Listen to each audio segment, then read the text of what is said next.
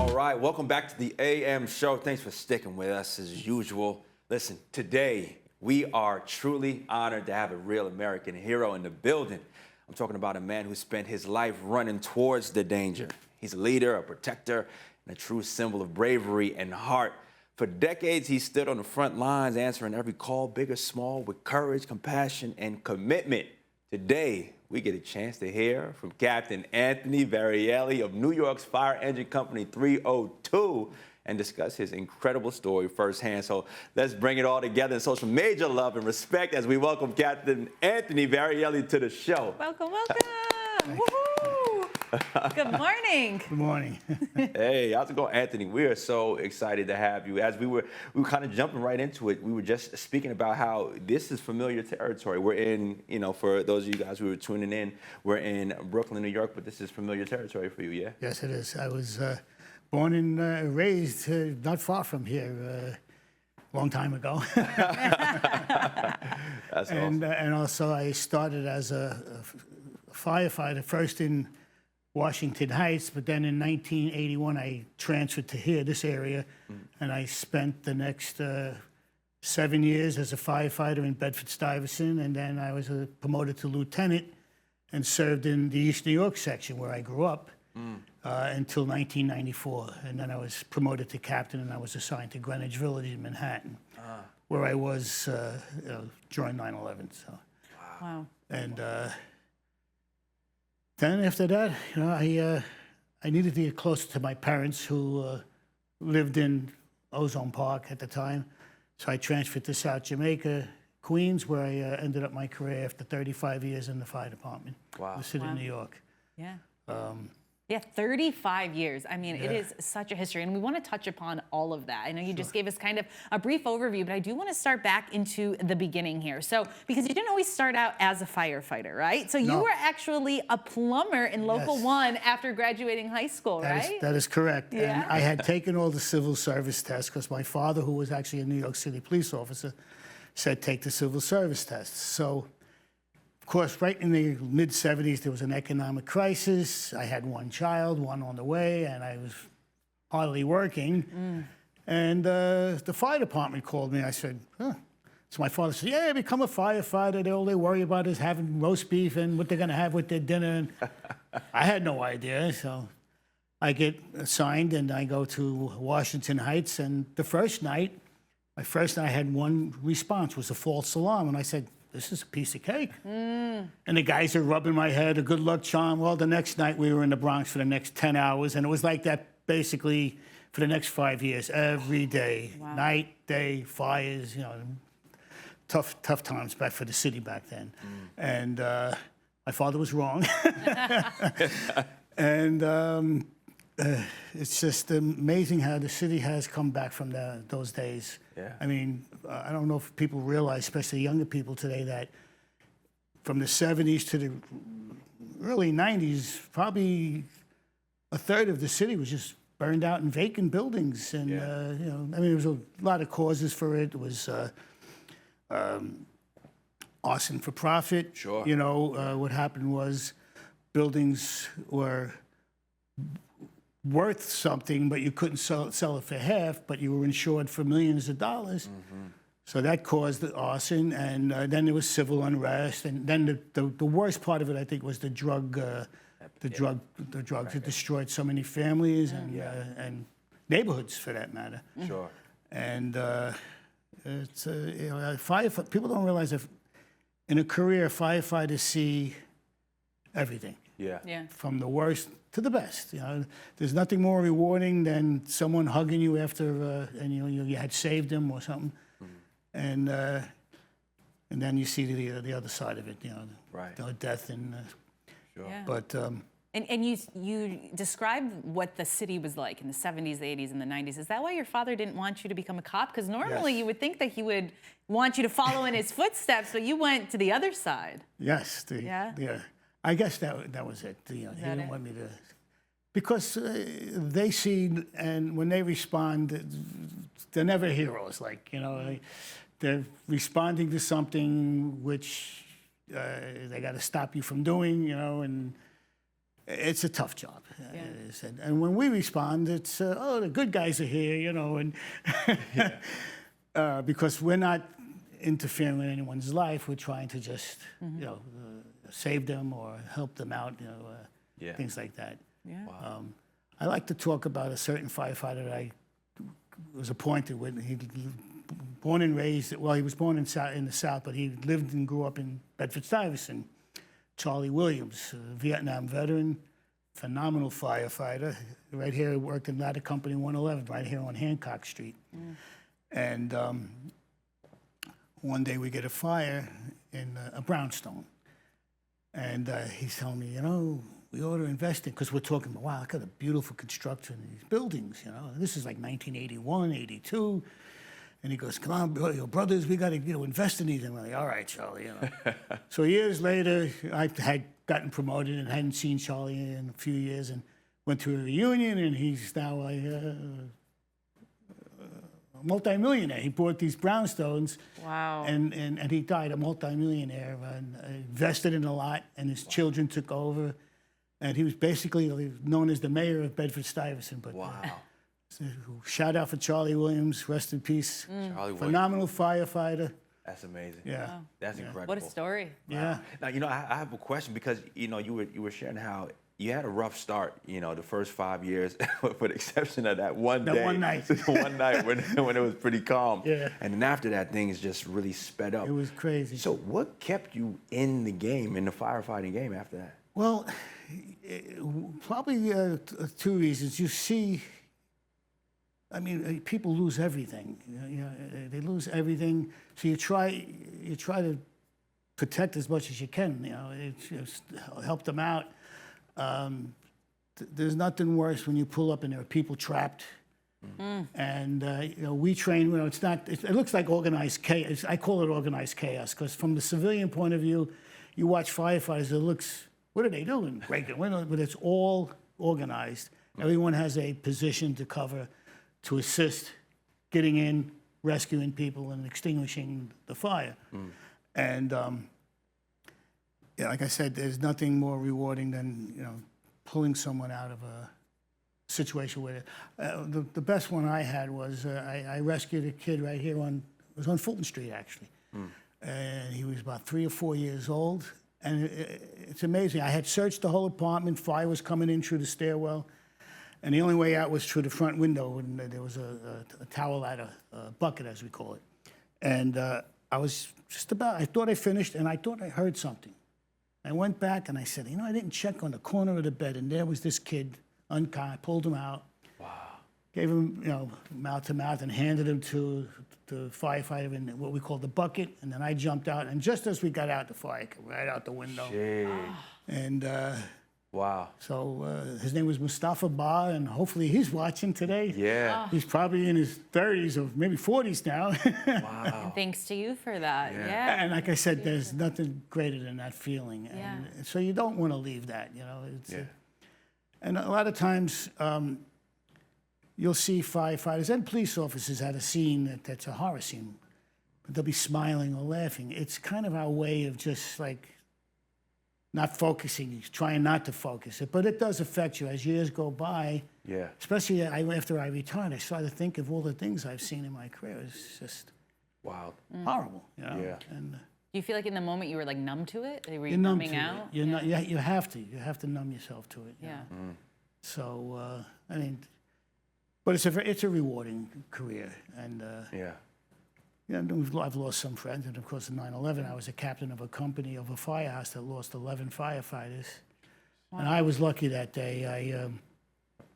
I was off, and I had responded from my home, and as soon as I saw it on the news, I knew it was a terror attack, because we had trained after the 1993 the attack, and we had word that. They said they were going to come back. But we trained for everything, biological, bombs. No one talked about planes, you know? Yeah. And I said, that's it. And so I was lucky not to be working, but I responded in. I flew in from Valley Stream at the time, and was in the city, and I had a pickup truck. I loaded up as much equipment that we could on my fire truck, bunch of guys. And we were about 4 blocks away when the North Tower collapsed. Jeez. South Tower had already collapsed. Wow. And we were buried in the soot and everything. And then we just picked up and improvised and started putting as much fire out as we could and searching. But Wow. Wow. Was it kind of that day, because you hear all these stories of people that were, you're rushing in trying to help, but was there anybody like in charge, or was it just as humanity coming together and being like, we're all going to help? Our chiefs and they set up our command post. We knew where they were, but civilians were phenomenal. I mean, I'll never forget when after I had loaded up the my pickup truck, some kid with green hair, mohawk, comes running up and he goes, can I help? I go, get on the truck. And he was there, and as we were searching inside the collapse area, and it was hot, and every time I popped my head out of the rubble, there'd be a civilian with a Gatorade or water. Or something. It was, I describe it as the best day of my life and the worst day of my life. The best day was to see humanity come together. Yeah. Everyone. Yeah. Helping each other. And then, of course, the death and the destruction was terrible. And to find your friends in there, it was not good. It was terrible. Wow. Yeah. Wow. Now, what type of training do you have to? I mean, you said that you guys were prepared for, a different type of, essentially, attacks in regards to terror. But so, what type of training do you go through even prior to that? Well, in Manhattan, we would, the fire department, I guess, would rent a high-rise building and give different scenarios, that there was a bomb in there or a chemical attack or a mass shooting in the street and bombings, and we would practice our routines of going in, fighting the fire, removing victims, getting them to EMS. It would be a joint police, fire, and EMS programs that we would work on. And the scenarios, like I said, we would give was everything except a plane going in the building. But I know, like I said, it looked like organized. It looked like chaos, but it was organized. It's just the destruction was immense. It was mind-boggling to see how much destruction it was that day. Wow. Yeah. I mean, thank you for your service, for going in there when you were not even on duty and you decided that it was your duty to go in. Every firefighter that was off, and police officer in the end, they just came in to see what they could do. Yeah. Yeah. It just shows who you guys are as people. And so my son, my oldest son, who just had gotten out of the Marine Corps, was down there, with Marines. Wow. And now he's on the fire department. He's a lieutenant now in the fire department. He's got 27 years already. Oh, my God. So he followed in your footsteps. Yeah, and he's a plumber also. And my youngest son used to work with us, but he went his own way. He's got a very good business. He's a diesel mechanic. And But it stayed in the family a little bit. Stayed in the family. That's wonderful. That's beautiful. And then I was reading up that you actually had to help a fellow firefighter on West Street. Is that right? Under a crushed engine. Was that at 9/11, or was that during a separate time? Yeah, no, that was 9/11. Tell us about that. Yeah, there was 2 guys under a crushed fire truck, and we got him out. It was one of our own guys, and he had passed away. Oh, wow. He was in bad shape. And it was around 9/11 was Tuesday. On that following Friday, I had finally gone home. First day I went home was Thursday night. Wow. And I got a call that they had found our members. And I said, oh, great. I thought they found them maybe in a void, Yeah. No, they had found them in a stairwell in the North Tower. And so I went back to that, and we escorted their remains out, and pretty much that was it. The only person I seen survive that day was one person. I'm actually in that picture. I don't have it with me, but the destruction was so immense that I said, at a certain point, I said, "There's no one left here. There's no one alive in this." It was amazing. There were no chairs. There was nothing. It was just powder. Yeah. It was like so grinded up from the collapse, I guess. It was, and steel, just steel and powder. That was all it was. Wow. And, you know, Yeah, how were you guys able to kind of come together as a community, as firefighters after, to help lift each other up throughout the rebuilding process, just even mentally? that was the hard part. We were all assigned a counselor, a psychologist, and I'll never forget. Well, first of all, the captain of the ladder company that was in quarters with me, we decided that we're just going to take care of our families, make sure that they're the ones that had lost people and were missing at the time, take care of them, focus on their needs, and try and get our apparatus or spare apparatus back in service so the community could see that, yeah, we're back. Because, and I'll never forget the first day that we had our apparatus in the neighborhood, people were clapping for us, which was very hard to take, but they were just glad to see that some normalcy was coming back, you know? Yeah.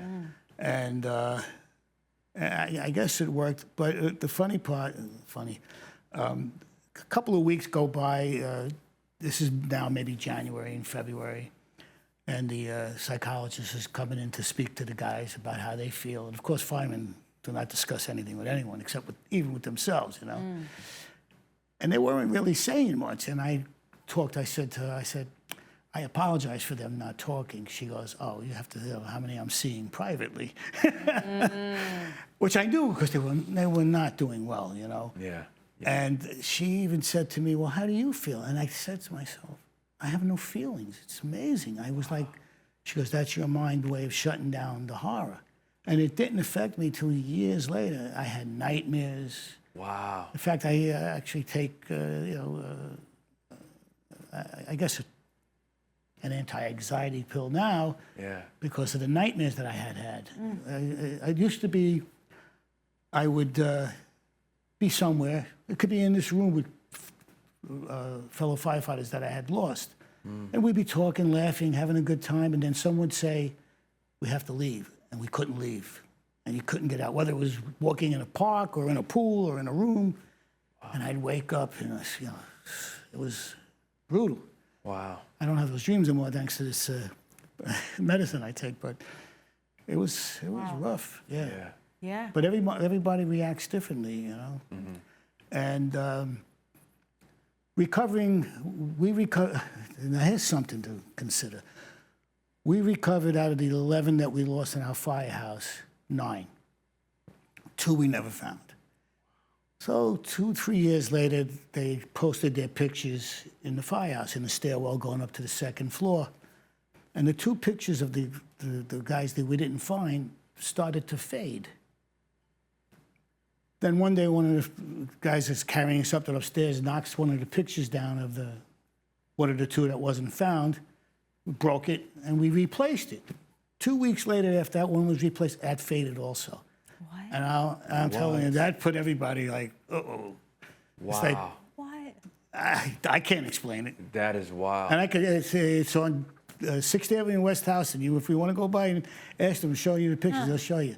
That is It's wild. crazy. What It that was, means, yeah. Greg Saucedo and Vincent Giamona. Yeah, we never found them. So, Wow.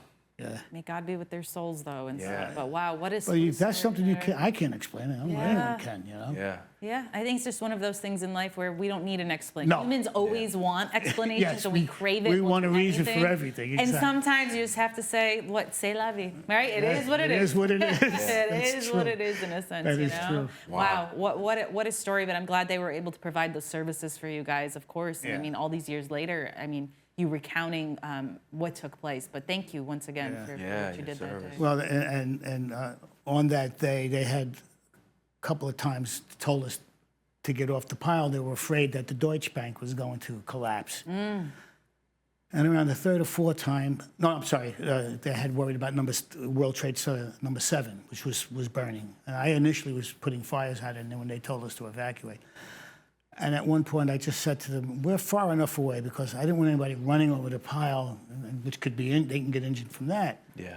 And I said, with all this, we're going to be dead in 10 years anyway, because of all the dust, it was all in our lungs and everything. Yeah. And I was wrong about that. It was 15 years later, 20 years later. The amount of cancers myself, I was diagnosed with World Trade Center-related cancer. Wow. And when I go to Sloan Kettering, it's like a reunion. And we start talking about fires. Yeah. And we're all laughing in the lobby while everybody else who has cancer sitting there depressed. Yeah. We make each other laugh, you know. Right. But Wow. but and it's not. It's definitely a cause because firefighters and coal miners always had a higher cancer rate. But the cancer rate of anyone that was down in that period, whether it's civilians, police officers, construction workers, my neighbor's a sanitation worker who was battling cancer, the numbers are through the roof. It's mind-boggling. Is the city helping you guys at all with that? Or? Yes, the World Trade Center program, it's a federal program. Okay. Yes, thank God for that because they cover everything. And how are you doing today? How are I you feel feeling? great now. Oh, I had a rough good. 2 years. The funny part was at my 70th birthday a few years ago, Oh, congratulations. I was bragging how I was never in the hospital. 2 months later, I got diagnosed, and I was in the hospital 5 times since then, so I should keep my mouth shut. Yeah, it's not a birthday wish you want to come true. Not at all. So, Oh my gosh. so- Well, I'm so grateful to hear that you're feeling good. I'm You're feeling good. doing They have me okay. stabilized, so Yeah. thank God. And Anthony, you look Yeah. great. Thank you, All right, thank you you. look great. You're looking awesome. I tell everybody it's the cancer diet. That's firefighter joke. There you go. Well, I'm glad that you guys can have your humor. You guys can Oh, have yeah. your laugh. That's you what guys keeps us going. Have a connection there. Absolutely incredible. And guys, we have so much more to get to. Okay. If you wouldn't mind just sticking around just a little bit longer. Sure. We're going to take a quick commercial break, and then we have some more fire questions because I have some specific questions I need some answers on. All right? We'll be Okay. right back. I'll try.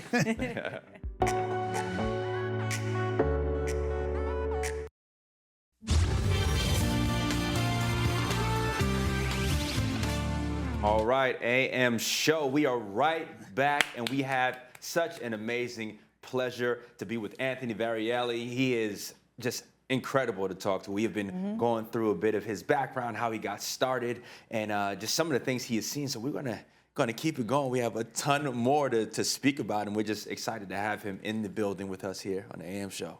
Okay. Yeah, Anthony, honestly, you have just such a wealth of knowledge, and you were actually right when we were on commercial, you were speaking to us about, just in addition to some of the complications that can happen from the things that happened on 9/11, but just an emphasis on the importance of just getting checked out and how important that is. Can you speak more into that?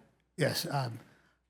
I was diagnosed with multiple myeloma, and what had happened was I had turned in bed and I felt this pain in my back, and I said, I'm getting older. I've worked hard all my life. I just figured I had pulled a muscle. And my wife had said, no, you should go to urgent care. Oh, please stop, 2 days later, I sneezed and I couldn't get off the floor. So I listened to her. I went to urgent care, and I knew right away after the doctor came out, and she said to me, the x-rays don't show anything, but I don't like the fact that you had that much pain with no trauma.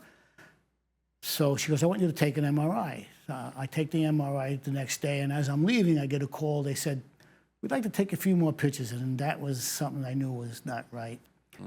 And then 2 days later, I'm watching my grandson play baseball, and he's up at bat, and I get a call, and the doctor says, I don't want to upset you, but do you have a hematologist oncologist? And I knew right then it was my second wife, who was an oncology nurse who passed away from cancer, said to me, the hardest 3 words you can hear in life is, you have cancer. I never knew what that meant, but it was so devastating because I already know how many other firefighters have already been diagnosed and what they were going through. Is I knew my world had changed drastically. And what I want to tell everyone out there is, I know firefighters that go twice a year, and today, with the advancements they have made, especially in cancer, if they get most cancers early, like they did with me, you can live with it. They can give you, it's called maintenance. I didn't even have to take chemo. I took, they call direct treatment, I think it is. They target it, sorry. And I just took 2 needles, and which were nothing, and 2 pills for 6 months, once a week, and now I live on 1 pill a day, 21 days out of the year. I mean, out of the month, and I feel great. You know, they said, you know, like my doctor last time I spoke to him, I asked him if he had any concerns, and he said, "No, you're boring," which means I'm doing great. I don't have to work over you, you know. And so I recommend anyone out there, if you have pain of any kind, do not let it go. Don't say you don't want to find out, because you're going to find out one way or the other. Because I can tell you stories of friends I know that didn't want to know, and they're not with us anymore because they let it go too long. And once it gets to stage 3 or 4, you're going to have a problem. You know? Yeah. So if I could help anyone out there, do not be afraid to go to the doctor. They're only going to help you. The advancements they have made are phenomenal. What I have, I would have been not here if it was 15, 20 years ago. Wow. Well, So, thank God for that. yeah, Seriously. yeah. And what's to come the next 5, 10 years, you know? That's what with my the doctor said. advancements. He feels they're very close, and he's the one who found the treatment for what I have, which is multiple myeloma. Wow. He feels they might have a cure for it within 5 years. Yeah. So, and he's the one who found all the treatment. So I love him. You're with the right guy. You Yeah, are yeah. with the right guy. That's amazing. Yeah. Well, thank God for that. Seriously, that's incredible. We're so glad you're doing well. And no, I mean, what's the worst that can happen when you're at the doctor? You wasted 20 minutes because they said, "Hey, you're actually healthy and you're good." Okay, good. Yes, Thank you. Just yes. take an antacid pill for your stomach, whatever it is. Yeah. You'd rather hear that. So Absolutely, I and think have him tell you you're boring. Yeah, have them tell you you're boring. You want to be boring. Yeah. Well, Yeah. you are definitely, I mean, not boring. You have seen so much between, you know, of course, we were speaking about 9/11, but there's something else that we were checking out. There is, did you see when you first started as a firefighter, the 727, there was a plane crash? There was a plane crash. We got the 727 plane crash on Rockaway Boulevard. Oh, yes, that happened in my South Jamaica Queen response here, but I wasn't assigned there at that time. Got it. I was assigned in Washington Heights at that time. Oh, okay, got you. So, yeah. but it was definitely in your. But I had spoke to firefighters that had gone there, and it was, you know, another thing. It wasn't pretty to see, you know. Yeah. And then the one, was it a week after 9/11 that crashed in the Rockaways?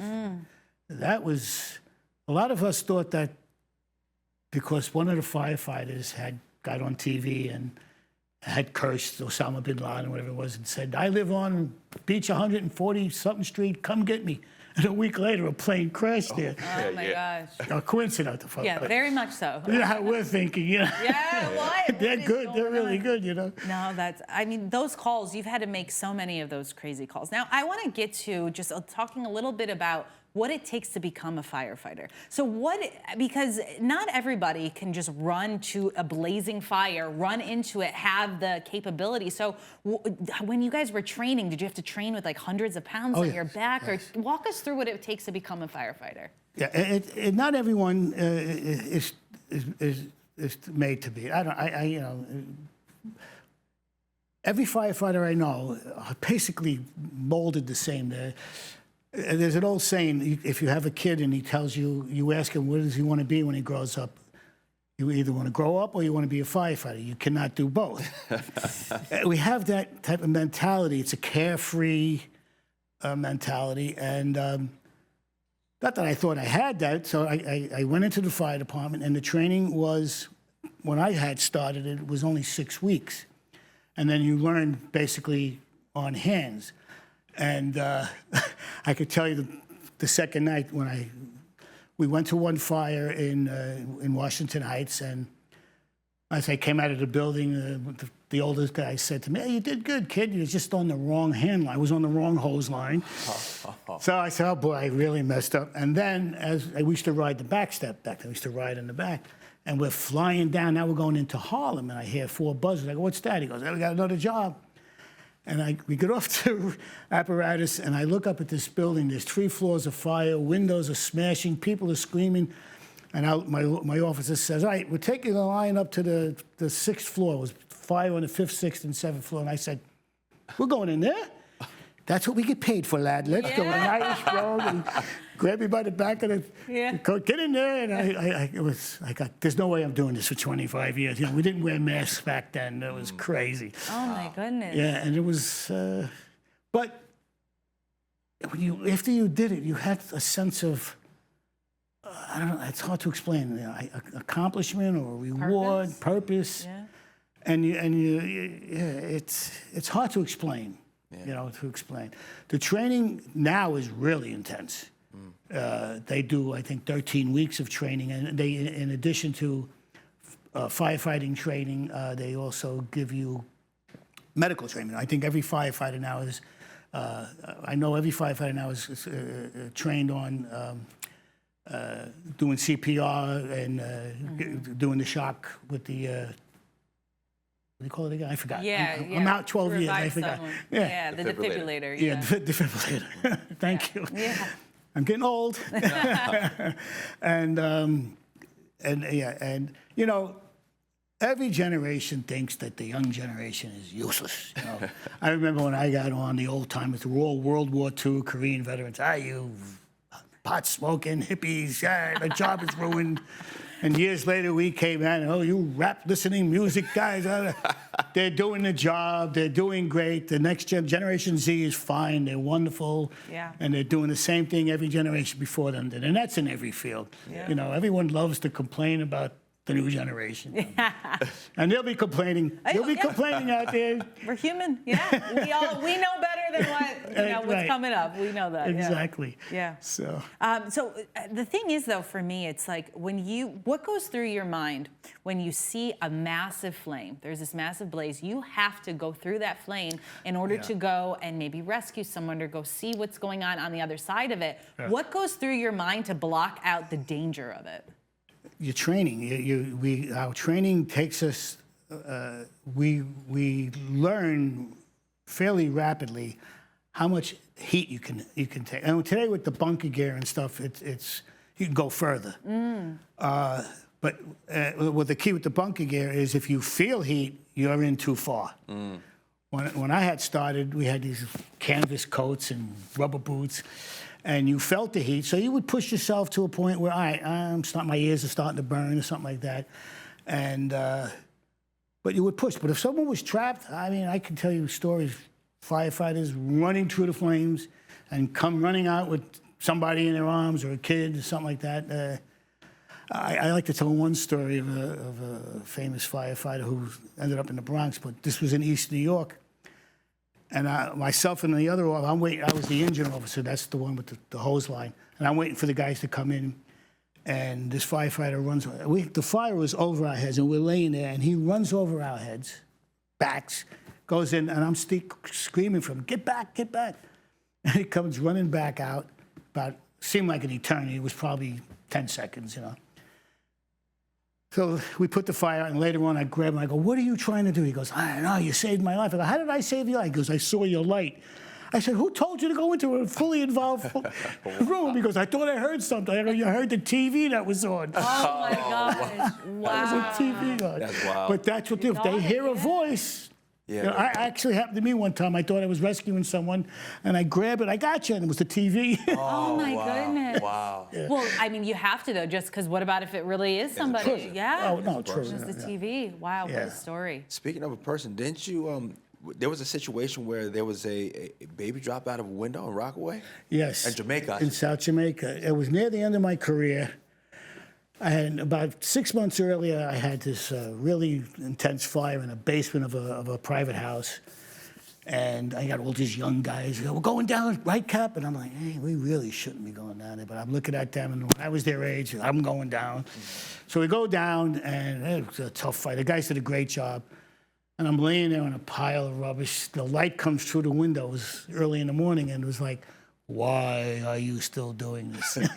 And I don't know. And it was from there, it was all downhill. I got to the point where I couldn't stand the sight of a fire truck or the sound of getting out. So this one night, it was a quiet night, and it was about 1 in the morning. I'm sitting in my lounge chair in my office, and I'm falling asleep. And then all of a sudden, I hear this blood-curdling scream. And there was a couple next door that was always fighting, you know. And I said, "Oh, these two again," you know. And someone bangs on, "We got a job across the street." And normally, you know, my career, I jump up and I'm like, "Ah." And then I caught myself. I said, "What do you do?"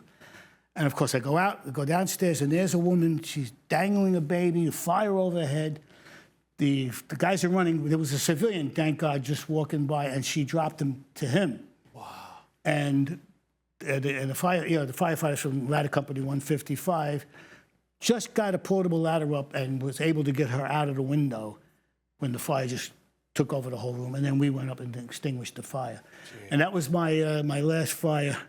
And I said to myself, it's time to retire. And years earlier, I asked a senior firefighter, how do you know when you're ready to retire? He goes, you'll know. You'll just say, I've had enough. And that's what it was. It's a young man's job, you know. It takes a toll on your body, oh my I'm God. sure. Yeah. I mean, I'll give you a story. When I was a young, 25-year-old firefighter up in Washington Heights, Harlem, my captain was a World War II Marine, tough as nails. And we had a fire on, I don't know, 15th, 16th floor. And I go running up. I got all this equipment, and I'm in great shape. And he's trudging up slowly but surely. And I go, Cap, you need a hand? Get up there. I'll get up there. 20 years later in Greenwichville, 25 years later in Greenwich Village, same scenario, trudging up. Young guy goes by, Cap. I go, I'll be there. Get up there. And I go, this sounds familiar. That circle of life, The right? circle of life, absolutely. Oh my God. Well, what advice do you have for someone who is young, who's looking to maybe join the fire department? What advice would you have to someone? Well, it's a rewarding job. It has one of the reasons I stayed in the fire department was I was in the plumbers union, and actually I wanted to get into the city plumbers, and I had taken that test also. But then I saw that we go to work 8 times a month. We do 24 hours on and off. So you go to work 8 times when you have days off, and I could probably start my own business, which I ended up doing, and. It had a better pension. Medical and everything else was the same, but the pension system was better. It's not as well as not as good today as it was when I got on, but which I feel they should not diminish the pension system, because what you do in your 25 years, most firefighters stay on more than 20 years. You could get out at 20 years, but we love it. Yeah. And I would say you have to be someone who likes helping people. The more you do it, the more you want to help. It's just amazing. It becomes like a drug. You become addicted to it. And even when you're off, I see it all the time. I'll see an accident and I'll stop, and my wife will go, "What are you doing?" I go, "I gotta make sure they're all right." And then someone else is there. It's either a cop or a fireman that's off duty. You're okay. Get off to the side. That's another thing. If you can move your car on the highway, get it off the side, because that's the worst thing to do. Because secondary accidents happen all the time, and that's when more damage is done than the little bumper. But if you like helping people and helping communities, because we do more than that. Guys, they do fundraisers for local communities, kids, stuff like that. The kids are the best. They used to come by all the time. Meet the fireman. You want to? And we still. I love Mike Tyson, because Mike Tyson grew up in the same neighborhood I did, and he made it. And I said, the reason he must have been tough, because he had the way he talks. Yeah. You had to be tough in East New York to walk around talking like that. I know, Mike, I know. And but the kids are beautiful. They're all kids, and you hope for the best. And everyone in Brownsville, East New York, everyone knows it's a tough area. 99% of the people are decent people, God-fearing people.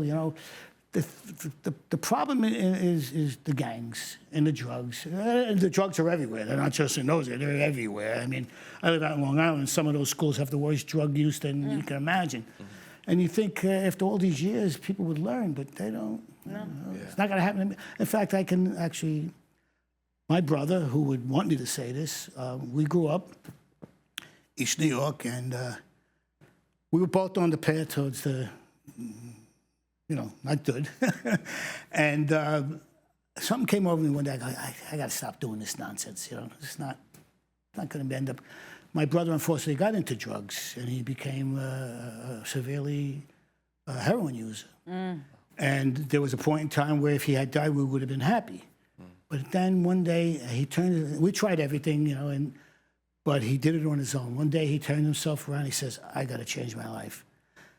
and he turned himself around, and he became, he joined Narcotics Anonymous. And he went around the world. He went to, I think, to Europe, all over the country, speaking about drug abuse. And he said, I have the disease of addiction. And he was good because you could not lie to him. He did it all, you know? And unfortunately for him and 12 of his friends, they all used to share together, and they all had recovered and changed their lives and were doing great. My brother actually ended up in the Transit Authority as a plumber, and he was also a member of the Transit Workers Union. Oh, good for him. So you see how he turned his life around. But unfortunately, they all contracted AIDS. And 12 out of his 13 friends passed from AIDS, except for one who would not share. And they used to get mad at him for not sharing. You know? But then when he was sick, he said, I'm glad he didn't share with us, you know? But the point is, no matter where you are in life, you can turn your life around for the better. It doesn't matter how bad it's gotten. You know? And being a firefighter, you get to help people from that. You know, you see the kids in the street, stuff like that, you know. I remember one kid, you know, his name was Joe Lewis, named after Joe Lewis, and he was phenomenal. And then when I seen him as a teenager, and when I'm coming back from a response in the fire truck, and he's on the corner, I go, what are you doing? Why aren't you in school? He goes, I don't need to know about George Washington and stuff. I'm making money doing what I'm doing. And I said, you're right, but if you keep going that way, you're going to be in jail or dead. But he did turn around. So last I saw of him, he was, I think, in finance or something like that. Well, he knew how to manage money, you know. Oh, that's great. And but unfortunately, his sister didn't make it, you know. So, but I like to think that maybe that day, me telling him that helped him. Hopefully, you know. You never know. It's just one word. So right. Turn someone's life around, and you know, and Anthony, it's fantastic even to see, as you mentioned, even now, you know, if you see a fire truck on the side or you see something going on, it's in you. You have a natural inclination to kind of, you know, be driven towards wanting everyone to be okay. And I just feel like, you know, heroes never retire. You know? They call us heroes, but we're just doing our job, you know. I love it. No, but I think you're definitely a hero. And I tell the, you know, the young guys, how do we? It was like when I said I'm going in there, our training. It's organized, even though it looks like chaos. It's organized. And we all depend on each one to do their position, because if it's not done, for example, the roof. If you have a top floor fire, the guys on the roof open the roof so the heat and smoke, and the windows are taken out. So anyone that's in there, you know, you break the windows, the heat and smoke rises. Anyone in there now has a survivable chance, because there's always about this much space of clean air, oxygen. And that's what they used to teach us before we wore masks. You know, hug the floor, you know, sniff the floorboards, you know. And it worked, you know. It worked for. But the mask was a lot better. Well, I'm glad that you guys, they have the protections now. I'll never forget the first time I wore it. I said, I could do 5 fires of these like this a night, no problem. You know? There you go. There you go. Well, we just wanted to thank you so much for coming here, sharing your story. It was a pleasure. Absolutely incredible. Such great advice and knowledge. And I love the word hero, because that definitely is what describes you. So thank you so much for coming. We so appreciate it. And just keep doing what you're doing, and we'll be thinking about you. Thank you. I hope I was informative to someone. Well, you were to us, definitely. So, and I'm sure to many others. Anthony, thank you again. Honestly, we really appreciate you, all you have done, and just for you sharing and your background and where you are even right now. So, really appreciate you. Thank you. All right, guys, we're going to take a quick commercial break, and we have more of the show when we return. So don't go anywhere. I'll be right back.